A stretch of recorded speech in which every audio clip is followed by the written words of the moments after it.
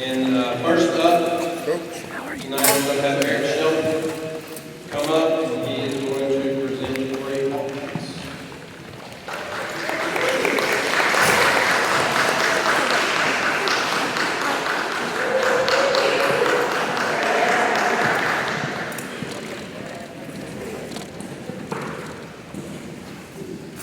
All right, good to be back at the Seagull.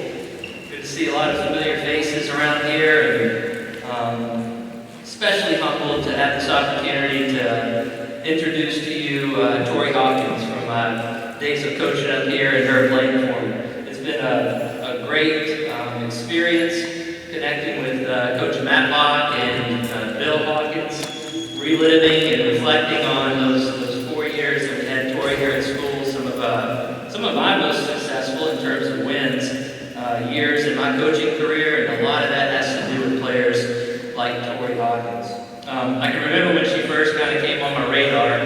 One of my best friends is also a soccer coach. His name's Alan Oates, and he kept telling me about this future player that was stellar, that was really going to make a difference for us in high school. And sometimes that pans out, sometimes it doesn't. But from the very first time she stepped on the field here at Seagull, she was definitely a difference maker.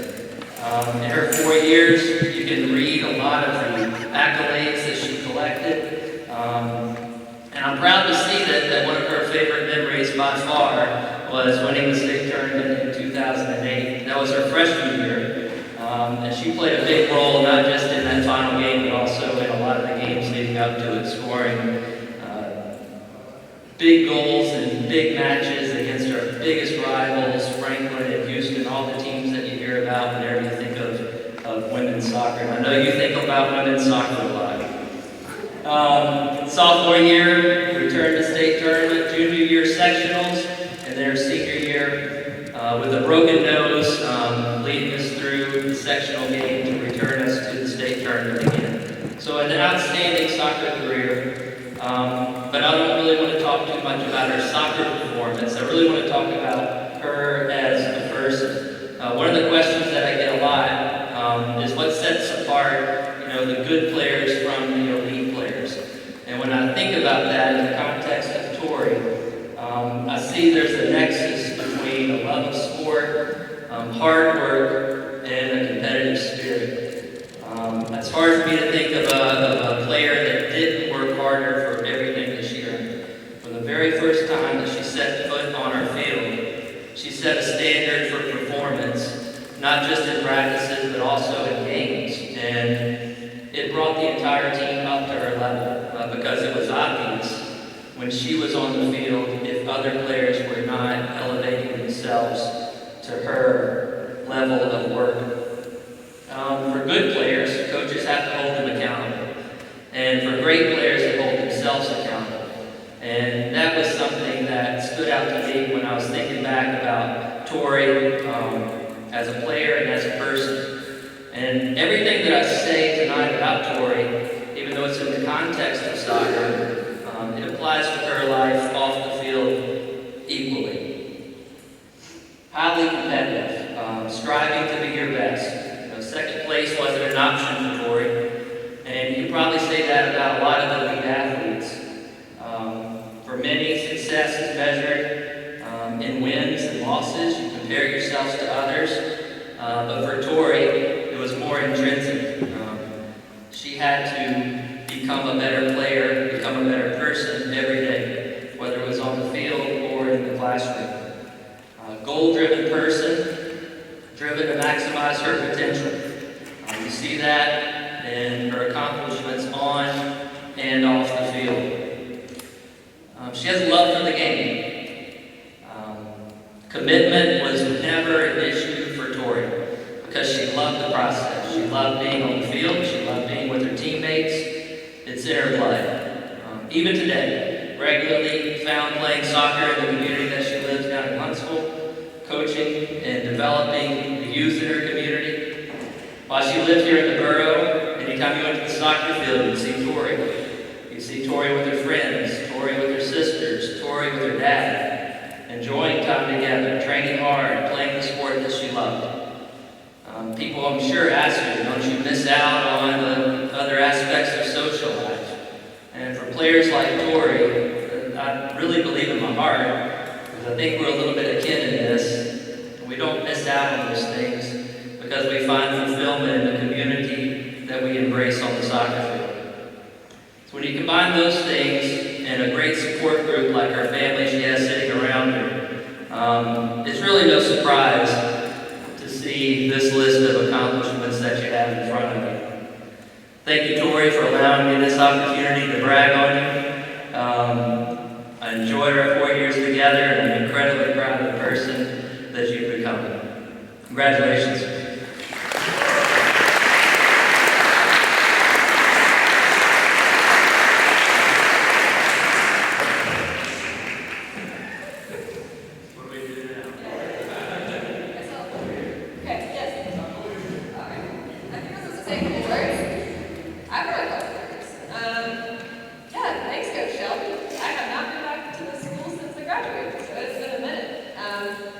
I'm just going to tell you, I couldn't have done these 4 years as a high school without such a great set of coaches, teammates like Sam who came to see me, which just means the world, my family, and everybody else.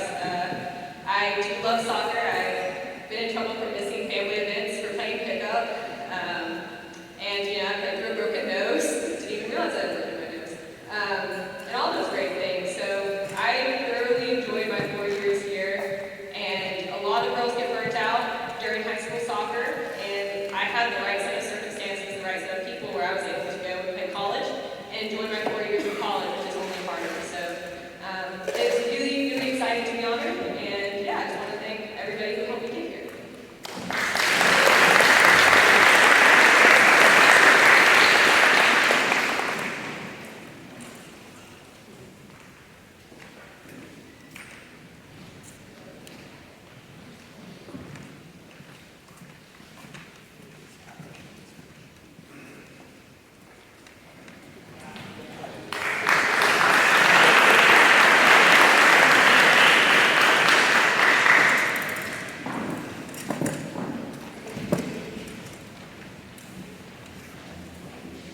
Okay, next we're going to have Lee Ramsey. She'll come on up. Lee is going to introduce Christian.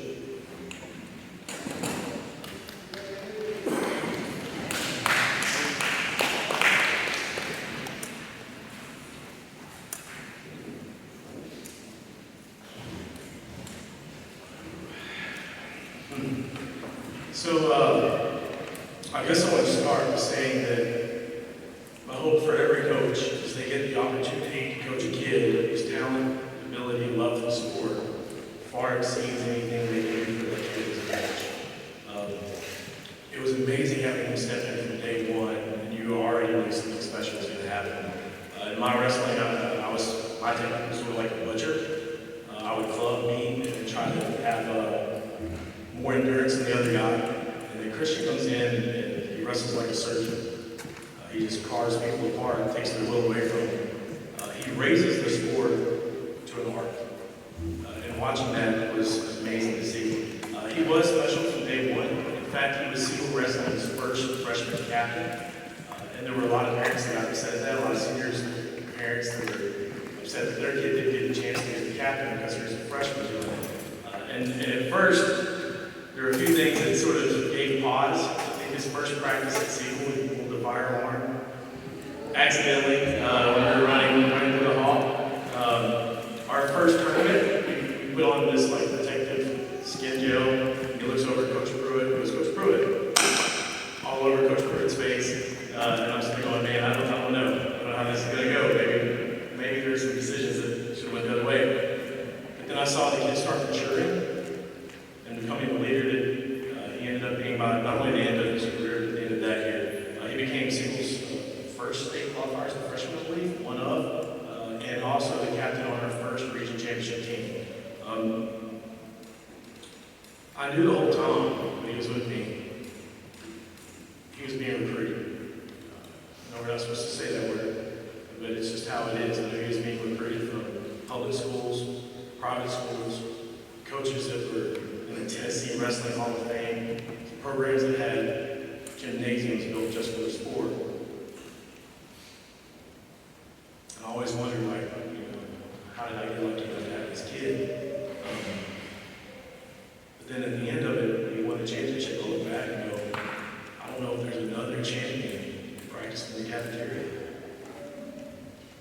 something special about that.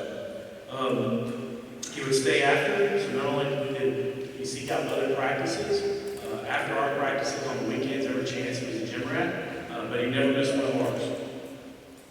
And I always thought, man, he's paying this money, he's doing these things with these other coaches, but he's always being a single star first, and that always stood out to me as well. He mentioned that it seemed his support group, friends, coaches, mentors, always cared about his goals as much as he did. And the reason why is because when you see somebody that's that gifted doing something, having any type of connection to it, is a special feeling. I think a lot of us coaches can recognize that and say that just being connected to somebody doing something so special at that level was incredible. One of the last things is there was a time where Coach Freeman, as I was getting older, Coach Freeman started doing a lot of the wrestling in practice. And this was as we're leading into the state championship tournament. And one day Coach Freeman came up and said, "Coach, I can't go today." I said, that's not good news. What do you mean you can't go? Coach, I can't go, my shoulders hurt. So I got to wrestle Christian that day. And I don't know how many times Coach Wyatt watched the video footage of the cafeteria of me trying to fight off my third heart attack and get ragdolled by this kid getting ready to go win his championship. And we get to the state championship match. He's built up a big lead. I think the match was over before it started. How good he was. He was so much better than his opponent. But with 17 seconds left, he falls down and grabs his knee. And I thought, oh no, this is going to go the wrong way. And then just the heart that he's always shown. When I walked out, he looked at me and was like, this isn't going to stop. He stood up, finished his match, became our first wrestling state champion. And then I think he had to have surgery a month later. But that's the type of guts and fortitude that this young man always showed and always gave to the sport. I know that a lot of those accolades are listed in the program, but I want to say them out loud because some of them are just truly, truly amazing. First wrestling state champion, first two-time state medalist, four-time region placer, three-time region champ, competed in the team state duels 3 times, holds our record at Siegel for most wins, most pins, most takedowns, most points scored. He placed third at the Pan Am Cadet Championships for the Puerto Rican national team. I'll let him explain how that works. Two-time USAW freestyle state champ, one-time USW Greco state champ, Southeast Regional freestyle champ, 3-time selected to Tennessee's national team. 2016 he represented the USA in Germany. Disney Dual All-American with 11-0 record. He was ranked in the top 25 in the country by the time he graduated. And he signed wrestled with Gardner Webb, becoming our first scholarship wrestler from Siegel. Now he's serving his community. He's actually on loan from the police academy. He has to turn around right when this is over and go back, which again just shows you how much of a leader and a servant he is. Really, the only words that I can sum up is just simply this. And the honor I have being a part of that journey, just standing next to him and being in the corner, knowing that I wasn't really contributing anything, but just being able to be there and listen. I'm always humbled by it. I love and Christian, and I'm honored to announce him to the Siegel Hall of Fame.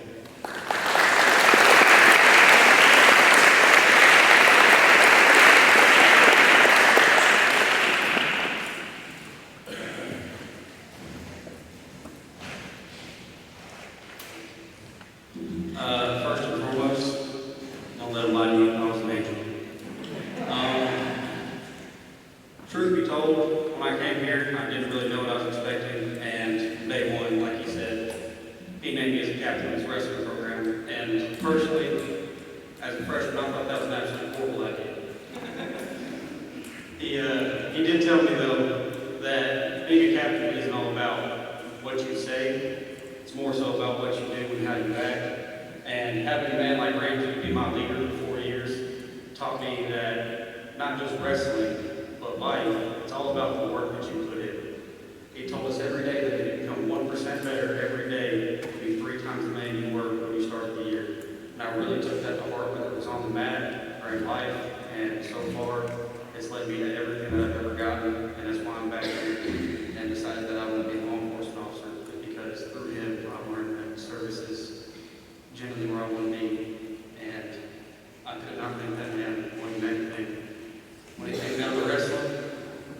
if I ever had a moment of doubt myself, I knew I had that man 15 feet away in my corner, and he had my back for anything I did.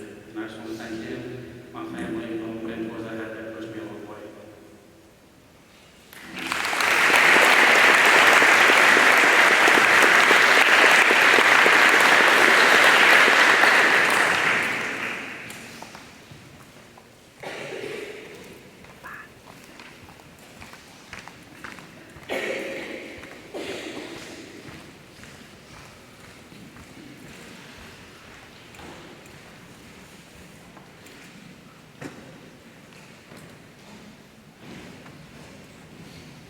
All right, I get the pleasure now of introducing Carter Watson. So, some of the things Ramsey was saying about Christian goes right along with Carter. He was one of those. I remember usually what we do every year is we'll come back from Christmas break. The first week of January will be our first bullpen sessions. And of course, when you have freshmen coming in, they're usually the last ones to throw, get their few pitches in. Don't think a whole lot about it, but I remember his first pin as a freshman, and it was like, this guy can win right now. And I think we threw 15 pitches. It took me 15 pitches. And it's just one of those things when you get a guy on the mound that has that little extra zip at the end. You've never been around it, you probably have no idea what I'm talking about, but if you've been around it, you know it. And I knew that day, the first 15 pitches, that we had something special with Carter.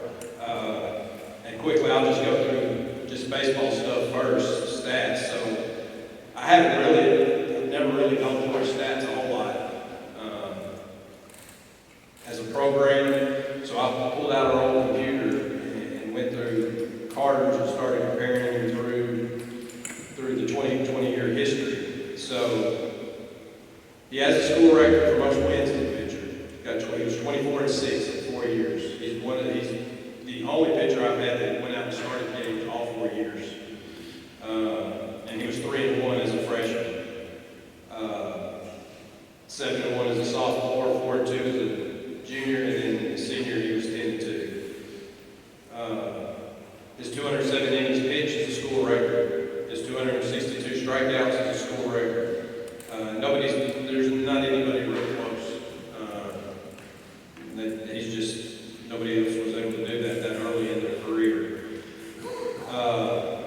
10 wins in a regular season. He's tied with Jake McKee for that record. It's funny, I was looking at single season strikeouts.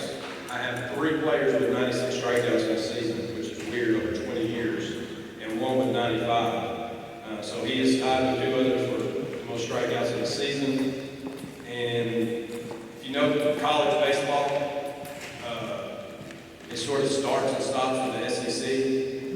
And of course, he's the first player from Siegel High School to play in the SEC, where he went on and played 2 years at Tennessee. Had about, I think, 20 appearances both years. So it was right in the middle of everything they were doing there. So as far as pitching here at Siegel High School, well-deserved, probably past due to be in the Hall of Fame. Carter was one of the guys, he wasn't a big rah-rah.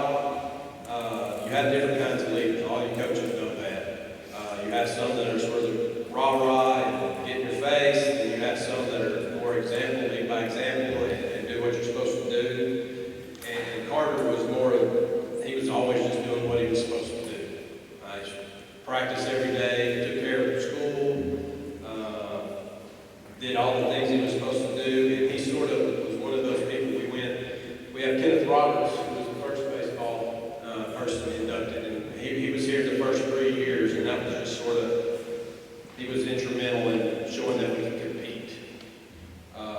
And Carter, his 3 years, or 4 years, 07 to 2010, that was the started realizing not only to compete, is we're as good as anybody around.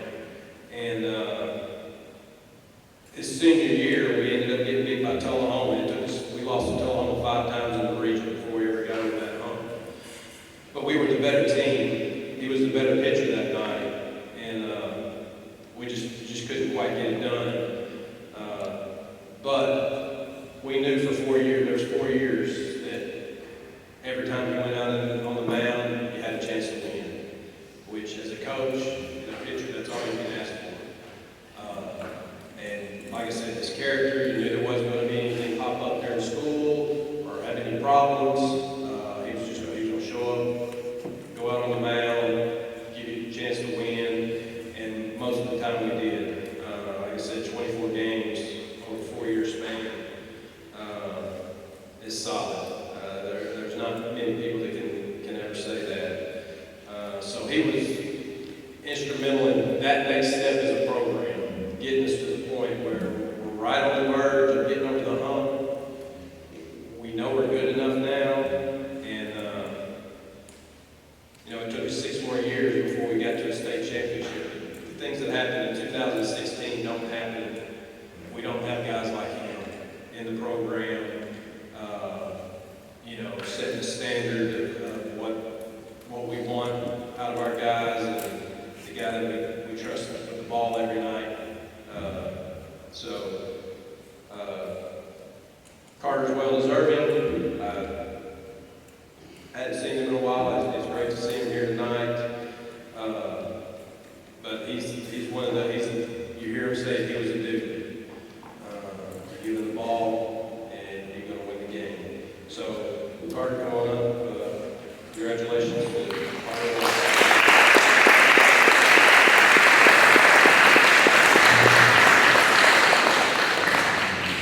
First off, I want to thank Coach Travis for being a great coach, and not only that, but a mentor as well for my 4 years here. It's truly a great honor and something I'll carry with me for the rest of my life. And I want to congratulate everybody else that did tonight. Being inducted, it's pretty amazing to be a part of this class, and thank you for everybody being here.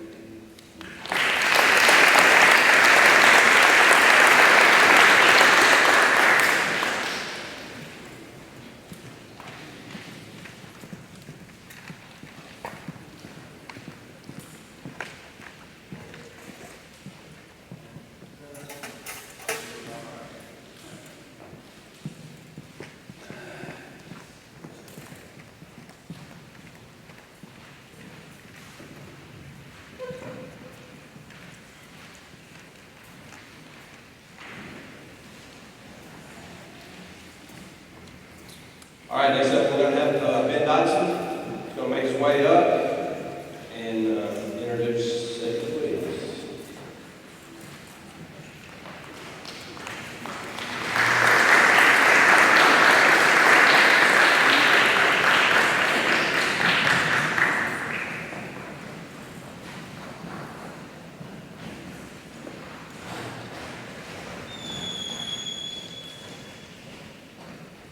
Thank you, everybody, for being here. The over-under for me to get through this speech is 5 sentences. A few years I've done this, I haven't been able to finish. It's such a great honor to be up here. I just get emotional about it, so bear with me. I know you're ready to go. I'll try to be quick. First of all, I want to thank our Heavenly Father for making the night possible. Administration, Coach Wyatt, and the committee for putting tonight together. The selection committee for another outstanding class. You did an excellent job, so I'd like to give the committee a hand round of applause.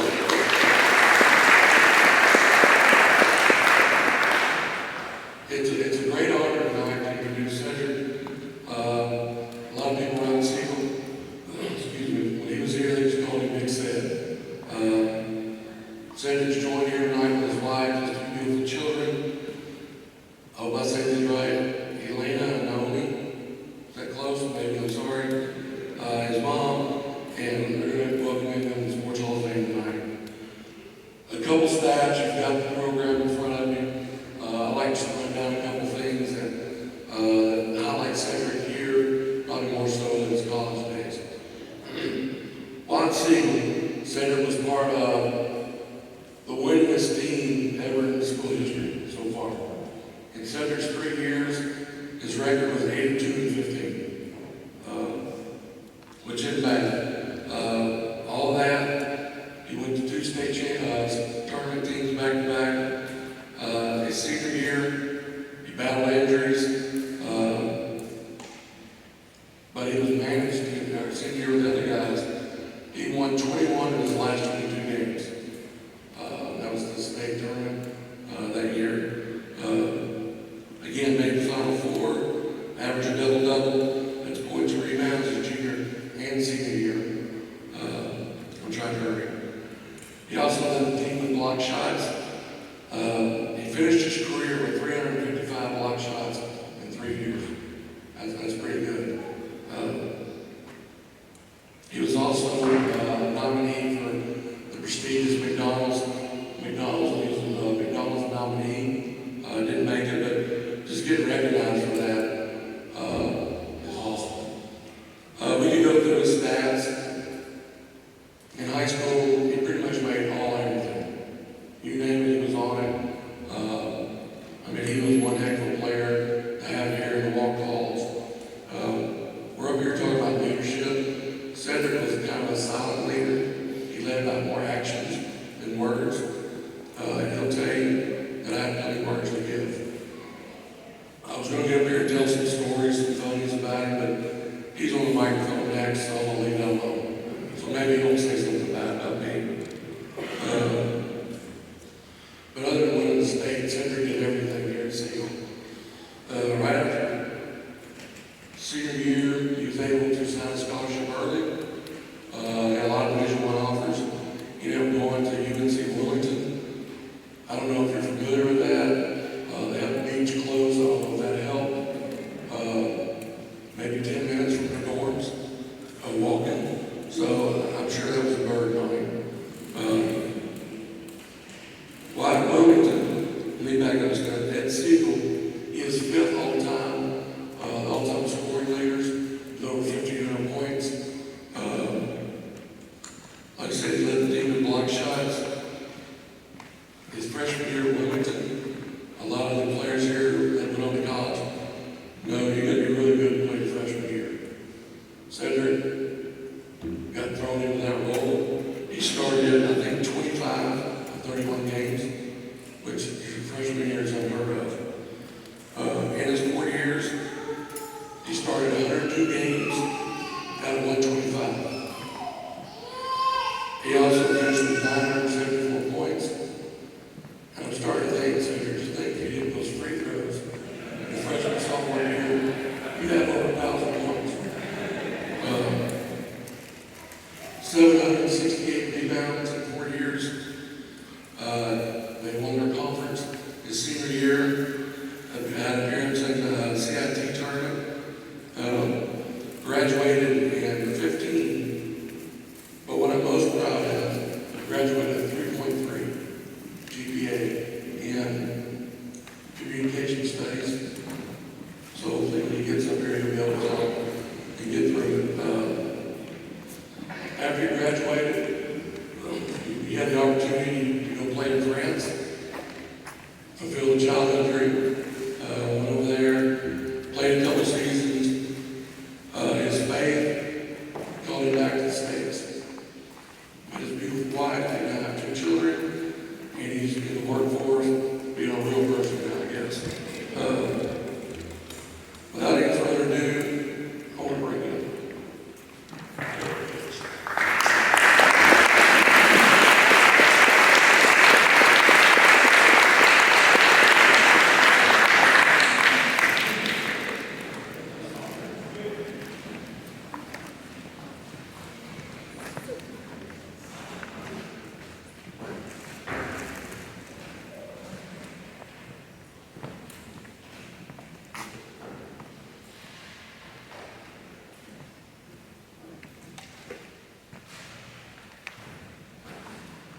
Give it up again for Coach Dawson.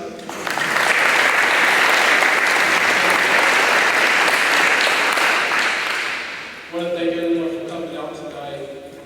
Congratulations to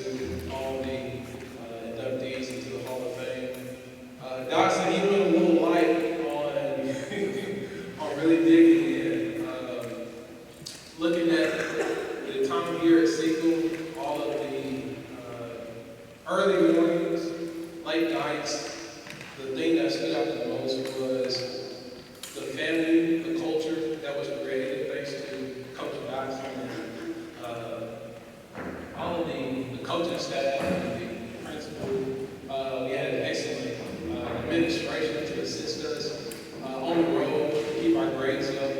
But just to have the core and the leadership from across the board, from the classroom, it was a pleasure seeing a lot of you all, teachers, Coach Lee. But coming here, I never forget the first time when I came in. First practice, I was transferred in sophomore year and came in from Riverdale. We was in the annex gym. We were in the annex gym, and everybody was on the baseline. He called me out, and he told me to turn around. So I turned around, like, what's going on, guys? Everybody's staring, and the next thing that came out of his mouth was, do y'all see anything on his back? Everybody was looking. He's not wearing a cape, so y'all relax. He's not going to say the program. He's here like everybody else that's putting his hard work. And from that point forward to going on the road, winning, as we stated, 80 plus games, 15 losses. Carry that over to college, going on Wilmington, then over to France. It was a true blessing because to have a coach, and we all know, coaches, they create the environment internally so you can press through, block out all the distractions and the noises. And just to have a man like Ben Dawson in my life has carried over from 20, coming in as a sophomore to the man I am today. So I just want to thank you, Coach Dodson, for all that you have done, the sacrifices you have made, going above and beyond, that the experiences that we had here, traveling, going to Hawaii, Bahamas, but truly, no, thank you for all that you are. Truly, I love you. Here we need just let me know. And congratulations to you as well.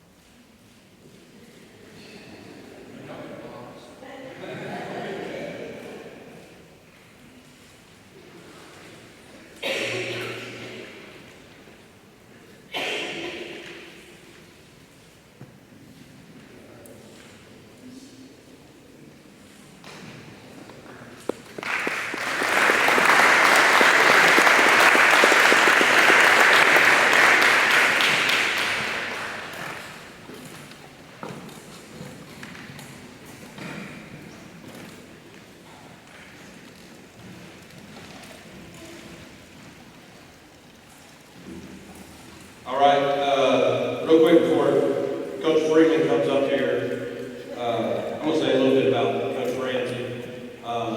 He was here when the school opened, and I came in, I guess we came in the same year, right? You were here when the school opened. It's been 20 years.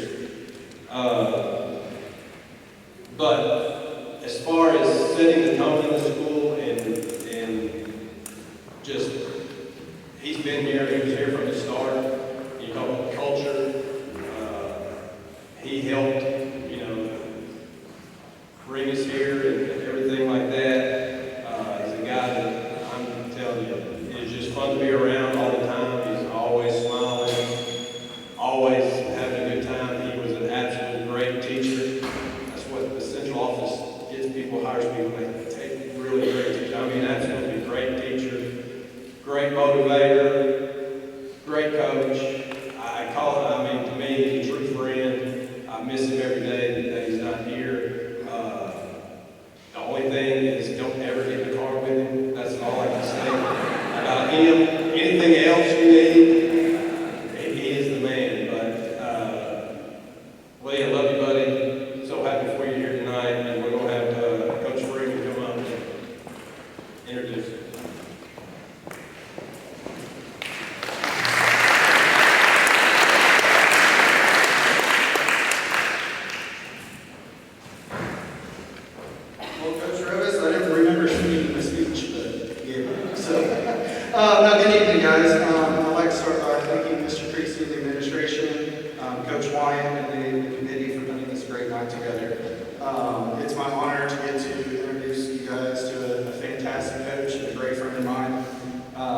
when you think about Seagull Wrestling, you can't think of anything else but Coach Ramsey. When he first began coaching here, I believe the program had 6 kids a year prior.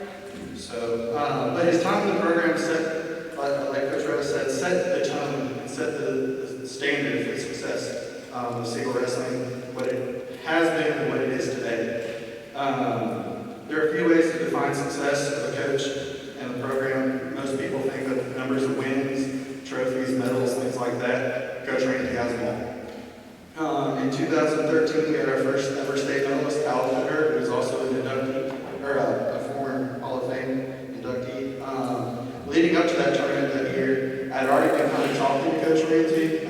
My dad had found his name through a website on Coach T, and so we had been talking about me helping out after I graduated that year. And I remember telling him, hey, we're going to get the state tournament this year. My brother's wrestling, it's going to be awesome. Let's meet in person, let's talk. So I'm sitting in the stands, my brother's getting ready for a semifinals match, I'm looking at the bracket to see who he has. Well, of course, it's Kyle, our first state medalist. So I'm like, oh, this will be interesting. So we're sitting there watching the match, and it starts out pretty good, and then Coach Ramsey's like, I'm going to choose bottom, and I'm in my head, I'm like, that's a mistake. Jacob's really good at top. And so, needless to say, Kyle did not win that match. But I remember telling my family, I cannot go and talk to this guy. Like, I'm embarrassed to go talk to him. He just looked up on his keys and he's so mad at me. But we joked about it later. He's like, man, I'm just happy that I stayed medalist. Like, I'm super excited. Probably should come down and talk to him then. But that's in the past. So, let's see. Ramsey went on to win the first region title for duels, which is our team tournament. So we were able to qualify for the state tournament. Right, and so he got a shirt with all of our names on the back. And for years, he would text me and use my name, which was weird to text to somebody. But he would use my name and it would always be spelled wrong. Well, sure enough, I was still Don Hayman on our t-shirts. So, but he followed that up with another state appearance in 2016. He's coached 8 state medalists, including our first state champion and 2-time state medalist, Christian Salter, which you guys met earlier tonight. He holds records for most dual wins, most state dual appearances, most individual state qualifiers, and until this season, most state medalists. I beat you this year, sorry. But he's also been named Coach of the Year by many organizations at various times, including in 2015 by TWSLA Region 4 during our state run. His body of work as a coach speaks for itself when it comes to his success. With wins and things like that. However, I think success can be defined in a different way, and I feel like it's actually more important than all the wins and losses here. It's how, when you're looking at his success as a coach, I look at it by the lives that he touched, of the young men and women that he coached and taught. Like Coach said, he was a phenomenal teacher of the year as well, and I remember that. I won't tell that story. That's that tournament. So. Anyway, he's a stand-up guy. He's awesome. He built relationships with his athletes. He cares about them more than any coach that I know. I have no doubt that anybody that wrestled for him or stepped on the mat or worked with him will attest to that. So, let's see. His wrestlers respected him because he knew that they knew that he was going to push them to their limits, but that he also cared and respected them and demanded excellence and didn't let them give up on themselves, including myself. So I know that any of them, Christian, you can attest to this as well. That means more to me and to his wrestlers than any number of wins or medals or trophies that we got. Coach Ramsey gave me, again, a young dumb college kid, a chance to coach the sport I love. And I remember the beginning of that season really, really well. We had a group of really goofy kids that year, and we had just finished up the first session of our overnight camp.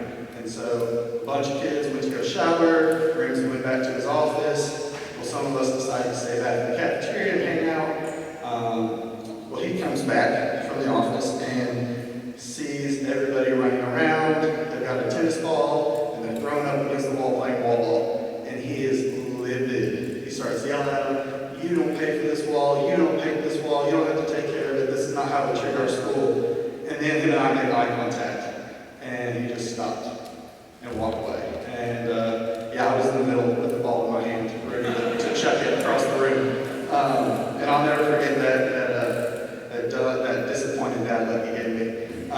However, he did, like I said, he did give me a chance. I've learned so much from him, how to be an amazing coach, great coach. The program would not be where it is today, and I'll leave that to just how awesome he was. We wouldn't be here without you. I know he's always there for me when I need him. He's there for the program. We named one of our tournaments after him, the Rams and Rumble, and all the kids that stepped on the mat. I know that if they need him, he's there. We call him. He reminds me to this day to keep the important things important, and that's how I decided how to judge a character, the character of a program, and the character of a coach. Is do they keep the little things important? Do they keep the things that are important? Because if you do that, the other things come, the wins come, the medals come, the glory comes. As long as we take the little things and keep them important. So, Ramsey, I'm proud to call you my mentor, my friend, my brother. Everyone can give a round of applause to Lee Ramsey.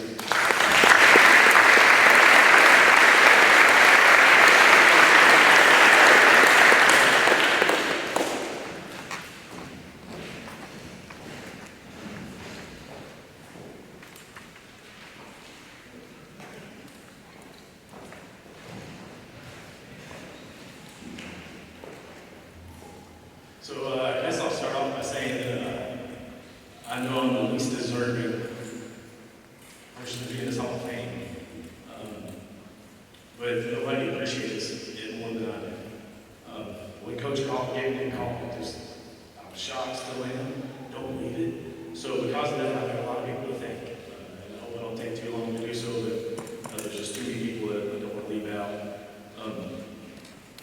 First and foremost, I want to thank my wife, Alexis. If you know her, I'm not going to do this. There's times she battled with health, and I was coaching 2 sports, so I would wake up from Vanderbilt, drive home to let the dogs out, go to wrestling practice, teach a tested subject for 8 hours, go to football practice, go home to let the dogs out, go back to Vanderbilt.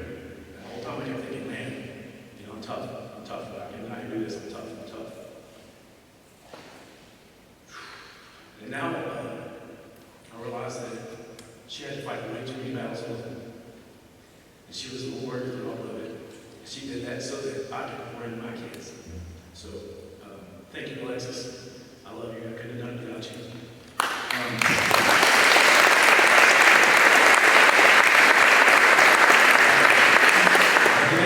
I didn't last long. My dad and my brother for introduced me to the sport. My brother for beating me up for 13 years, almost every day when I got home. You'd be amazed how many defensive techniques you learn. But that's the whole atmosphere that you grow up in sometimes. But I also realized that this has more to do with the program than myself. So I want to thank the people that helped build the program up, starting with the administration, Mr. Nolan for giving me a chance, hiring me, Mr. Creasy. I always knew, I think in 17 years I was called to the office 3 times. And the conversations were different, but the message was always the same. It was, I got your back. That trust enabled me to do the things I did for my kids in the program, and I appreciate that. Faculty, friends, and staff, bus rides, cheesecakes, caring for my wrestlers, the family that I feel like I have now, all the weddings, all the childbirths that I've been to for 20 years, it's been amazing. Mr. Bass, Jesse, and our other custodians, I don't want to leave them out. There were many nights that should have been long after midnight, after 1 o'clock, that I could get home at 11:30. And that allowed me and enabled me to pour into my kids in the classroom. So the work they did as custodians, and I want to make sure I recognize that. Assistant coaches, Donovan, Jaron, and the others that helped me along the way.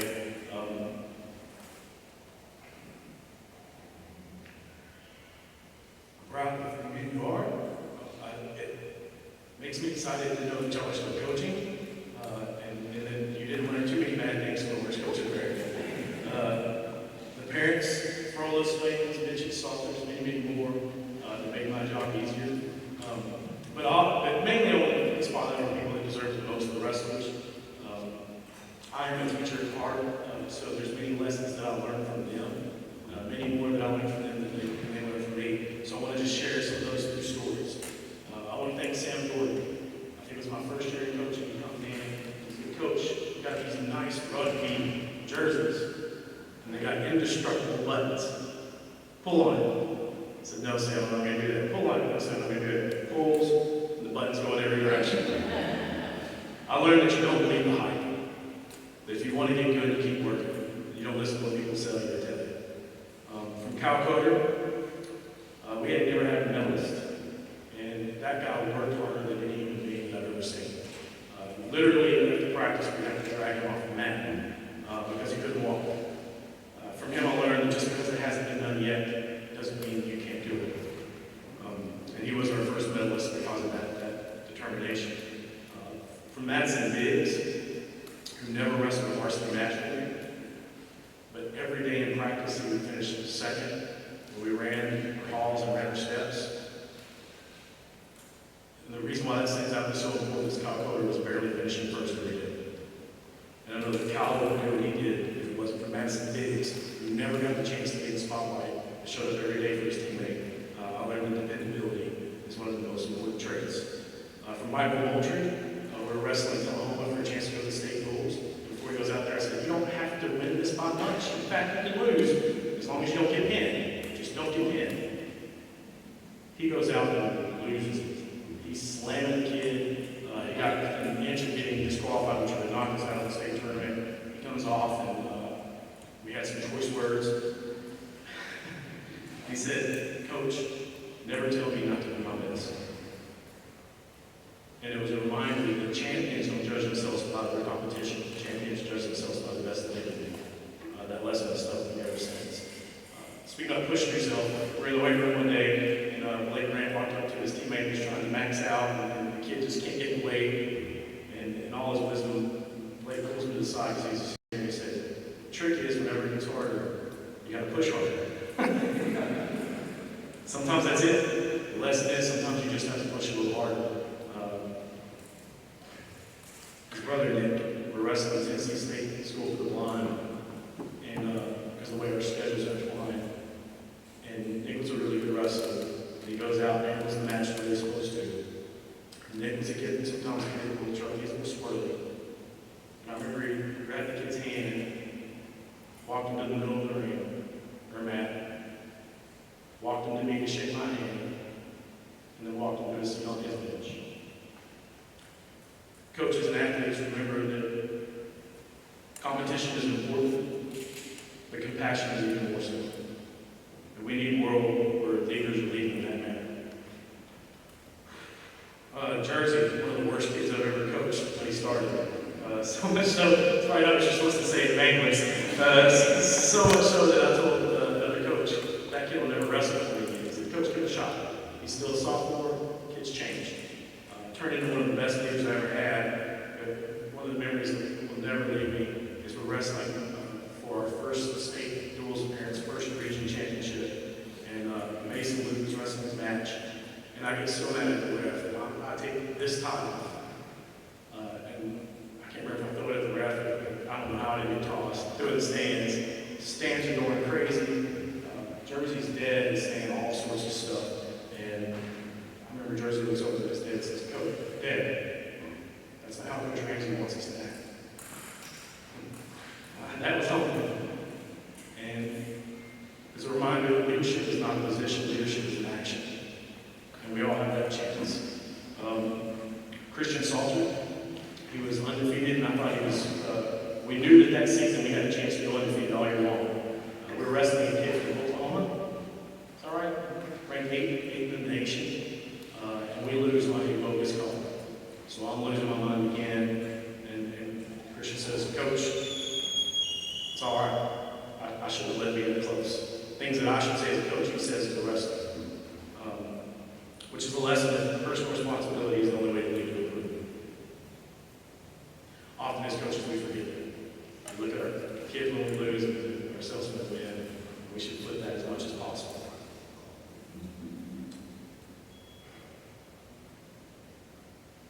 Lastly, I want to thank Mason Luke, Brian and Gottlieb, and Tom Grant. They taught me to make sure that you're saying the things that you need to say. Sometimes as coaches, that can be you need to straighten up. You can do better. You need to change. not having that conversation has stuck with me for a long time. Other times as a coach, having the conversation you need is simply saying, I love you, and I'm glad you're here. I know there's a lot of jokes and talks about participation trophies, and we talk about how our society gives them out too much. I would give anything to tell those kids how much their participation meant to me. So if you coaches, if you take away anything, make sure you're having those conversations with the kids. Tell them that you love them, tell them that you're glad they're a part of it. If you're in this room, I guess I could say that you probably heard me say I love you at least once or twice. Know that I truly mean it. This is a family to me. Single stars means there's nobody that means more to. I'm still in shock that I'm here. Thank you. Love you all.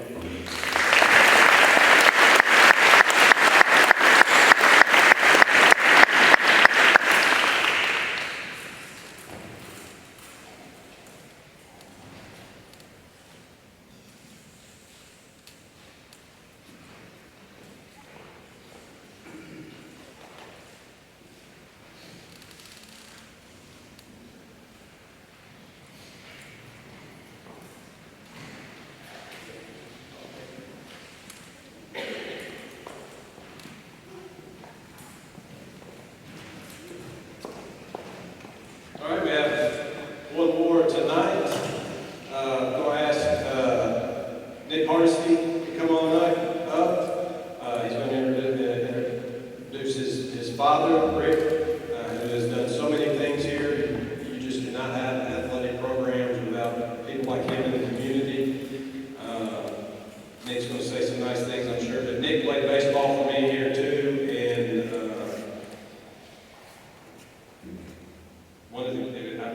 he's one of these guys that you love coaching, being around, that whole group, which he takes right after his dad. So he was a joy to have around. So pleasure to have Nick come up and introduce his father.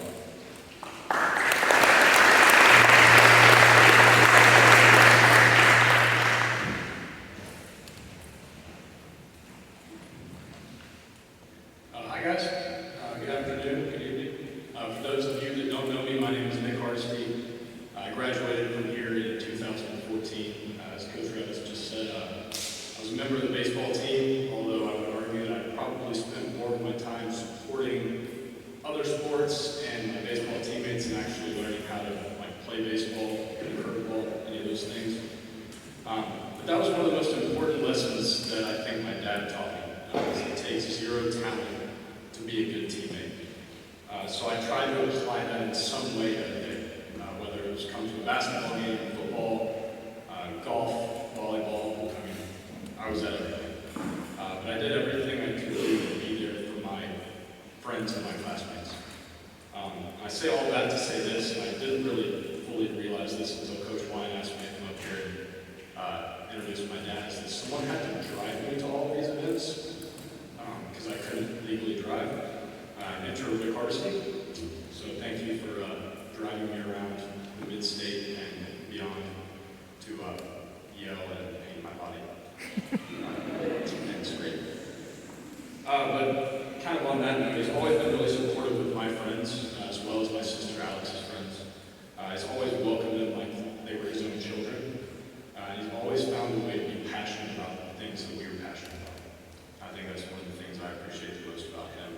Whether it's the basketball team coming to my house to burn a CD for warm-ups for the games, or the constant flow of baseball players and golfers just constantly coming into my house like it was their own. He was invested in their lives because they were invested in mine and my sister's. So I always really appreciate that. He's also a strong believer in the community that my mother and him have been a part of for 28 years now. I remember coming to games here, elementary school, middle school, and watching Carter and Tori and Seth as a freshman and sophomore. So when you combine those two things, your passion and investing in things your children are passionate about and your community, it's no wonder that he contributed to Seagull athletics in ways that are big or small throughout his time in this community. I know he'd never admit it, but I would say that Rick Hardesty's contributions to Seagull athletics and the people in this high school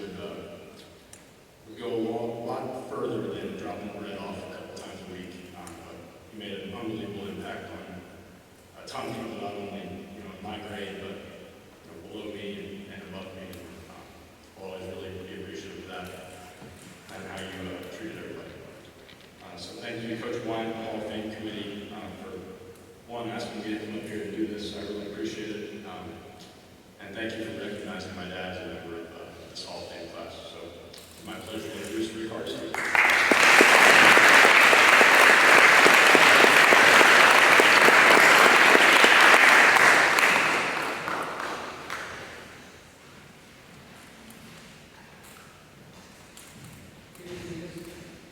This will be short and sweet. First of all, Nick, I appreciate you hanging around through his job. He was supposed to leave today to advance in New Orleans for the Titans game on Sunday, and he moved his flight to tomorrow. So, thanks.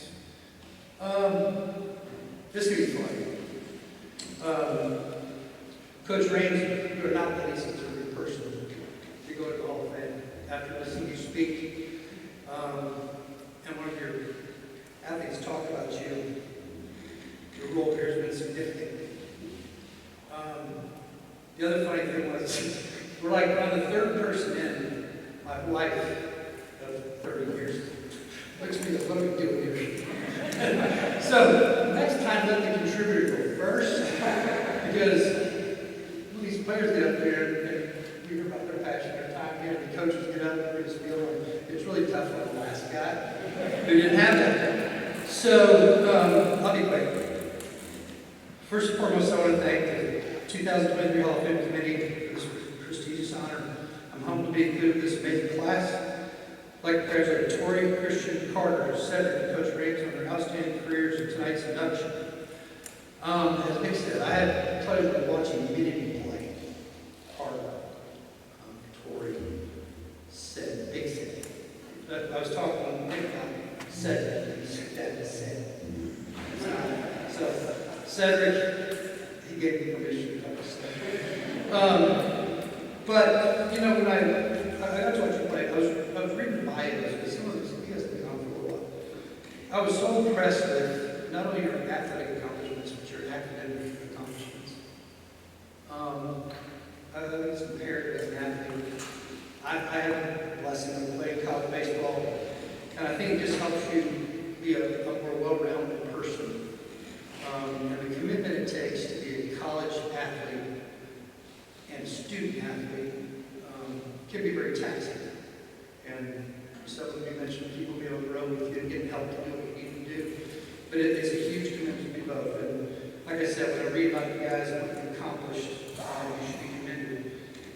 Unlike the other athletes here, and Coach Ramsey being honored here tonight, my induction in this esteemed group was literally unintentional. It started, I got a call like shortly after Siegel opened. It was a baseball mom, and said, "Hey, can you help us? You know, sign on the wall, some product concessions. You know, we're just getting started." I was glad to do that, and then it was football. Then it was Coach Dodson, and basketball, and girls basketball. And, I got to have lunch and provide lunch for his team at Toots when they were playing the state tournament, and spent some time with them. Then it was band competitions, tailgates, and school functions. And I can honestly say that over the last 20 years, it's been a privilege to serve as staff at students at Siegel High School. I think this is a wonderful, wonderful school. My wife and I are thrilled. I thought that the school, the coaches, did an unbelievable job of preparing them academically for college. And we're forever grateful, and Siegel will always have a place for heart. My daughter couldn't be here tonight. She also graduated from Siegel. Nick went to UT, worked in football, his undergrad, his master's, and he's currently with the Titans. My daughter got away from us. She went to Alabama to school, but she did manage to graduate magna cum laude and is now working for her master's at Northwestern University. So both have done very well. There's a lot of people in this room that had a part of that. Just student athletes, players, coaches, administrators. Nick was Mr. School Spirit. If the doors were open, he was here. And then senior year, late senior year, he he actually came here when he wasn't supposed to be here. The doors. Those who don't know, it's fun to hear that. In the end, it was not humorous, but I was probably himself and him. So,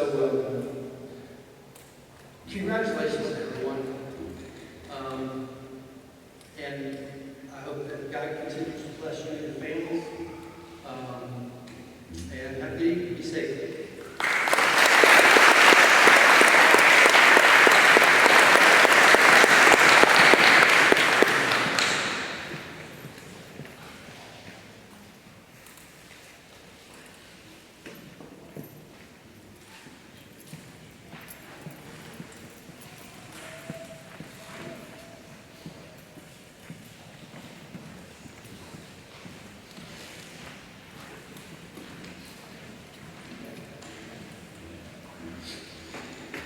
Little did you know that phone call was going to last you 20 years, didn't you? That's a long phone call. I promise you, there's not a soul in this room that would appreciate you, Rick, for everything that you've done for our school, and me included. I don't think you've ever said no to us. And there's not too many people in the community that when you go to ask them for something, that don't say no. And that's important to us. Let me finish up real quick here. Mr. Creasy, thank you. Appreciate you letting me do this. This has been a work of passion for me for the last, 5 or 6 years, however long I've been doing this now. I've lost count. It's something that I enjoy.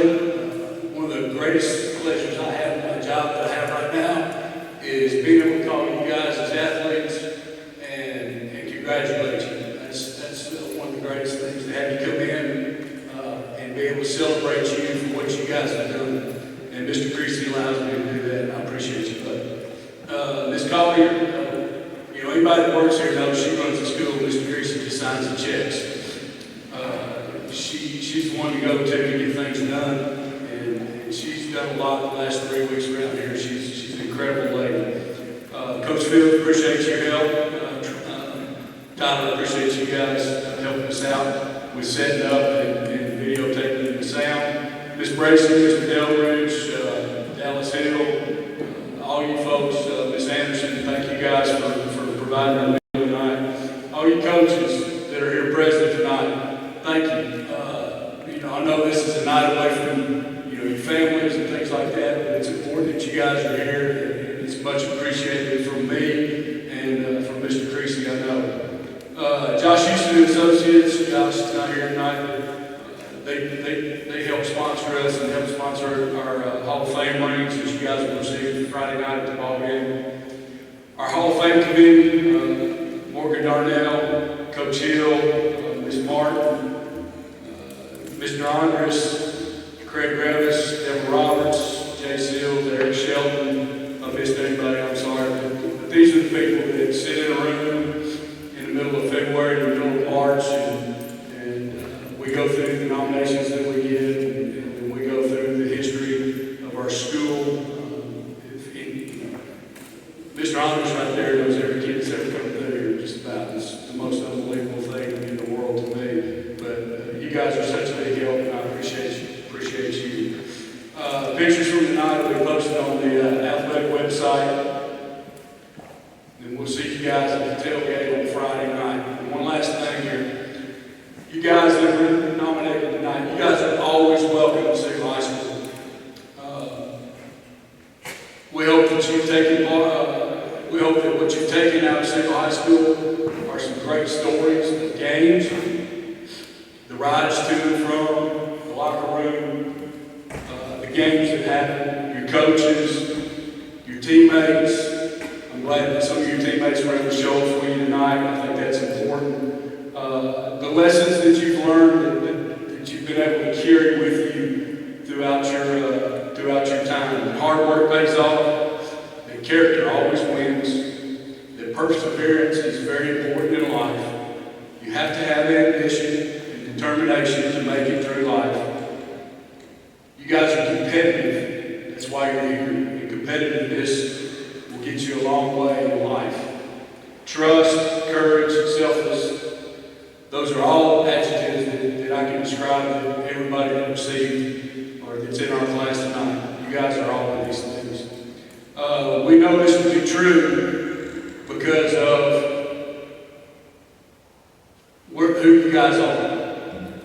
You've gone on to do great things in college. You've won conference championships at your college. You've earned college degrees, master's degrees, won numerous individual and school conference honors. You've gone on to have successful careers. On these walls behind you, we have professional athletes, we have teachers, we have coaches, we have soldiers, we have police officers, we have business analysts, we have owners, we've got a rocket scientist in the building tonight. So we've got, we run the gamut of successful careers with you guys. And I don't think that goes unnoticed, number one, and I know that there's a reason why.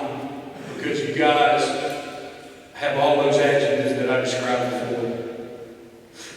You guys are responsible, if you look around at the banners that are in this room, you guys are responsible for those and the dates that are on them. Those will always hang here. You've given everything you had in Central High School the time you were there. Your names are still talked about, believe it or not. We walk around the hallways and some of us that have been here a long time, your names will come up in conversation. We get to tell stories about games that you were involved in, about championships that you were involved in, those types of things. Your names will always hang in our gym here. That's a great honor that we bestowed upon you. And you've made us proud to be Central Stars. And we thank you very much. Coach Ramsey, I know one thing that you learned that you didn't put on your list. And that was the difference between large garbage bags and small garbage bags like you're here. And let me tell you the story that I learned from Coach Ramsey in that situation. I learned that patience is an unbelievable thing as a coach. And Coach Ramsey's got plenty of it. Coach, I appreciate you. And congratulations. Guys, thanks for coming. Have a great night. We appreciate you guys being here.